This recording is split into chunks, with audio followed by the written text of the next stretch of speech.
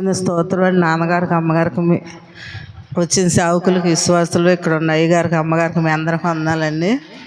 మేము కూటమి గురించి ఎప్పటి నుంచో నాన్నగారికి డేట్ పెట్టించిన కానీ ప్రార్థన చేసుకుంటున్నామండి. మధ్యలో కీడు దర్శనాలు కనపడుతున్నాయండి, ప్రార్థన చేయమని నాన్నగారికి చెప్పాము. మా ఇంటికాడ సుదర్శన్ గారికి వాళ్ళిద్దరికి బాగోలేదండి, కూటానికి వెళ్తా కానీ నిన్నల్లా అదే భయం వేసిందండి. నీ చిత్తం వాళ్ళిద్దరు శుభ్రంగా ఉండాలి, ఏం తేడా రాకోకుండా మేము కూటానికి వెళ్తాం, వాళ్ళకి ఆరోగ్యంగా ఉండాలయ్యా అనుకున్నామండి.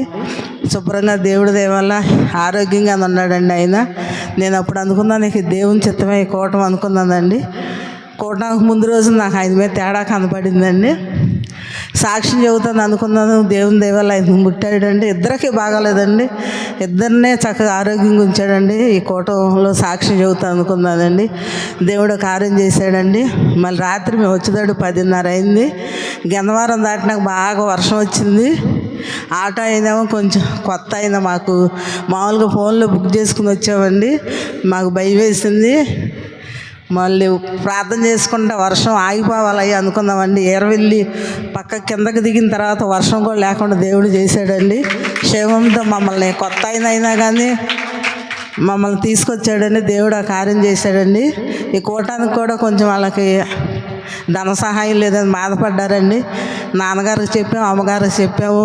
కూటం ఆగకూడదు, సమృద్ధి కావాలి, దీవెన కావాలనుకున్నామండి. కూటానికి సమస్తం దేవుడు ఇచ్చాడండి.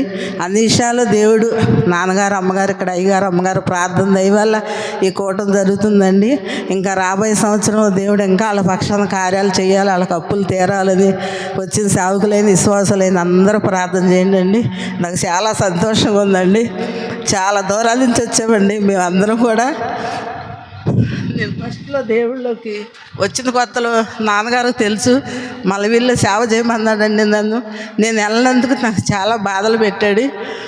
నాకు రాత్రి అదే గుర్తొచ్చింది. మళ్ళీ వీళ్ళే వచ్చాము మేము అనుకున్నానండి.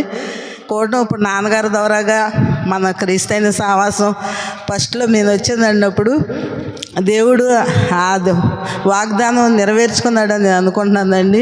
దేవుడు ఎట్లా దేవుడు కార్యం చేసుకుని శిరీషకు కూడా మళ్ళీ వచ్చే సంవత్సరానికి ఏం కావాలని అనుకుంటున్నాం అది సిద్ధపరచాలని వచ్చిన బిడ్డలందరూ ప్రార్థన చేయండి అండి.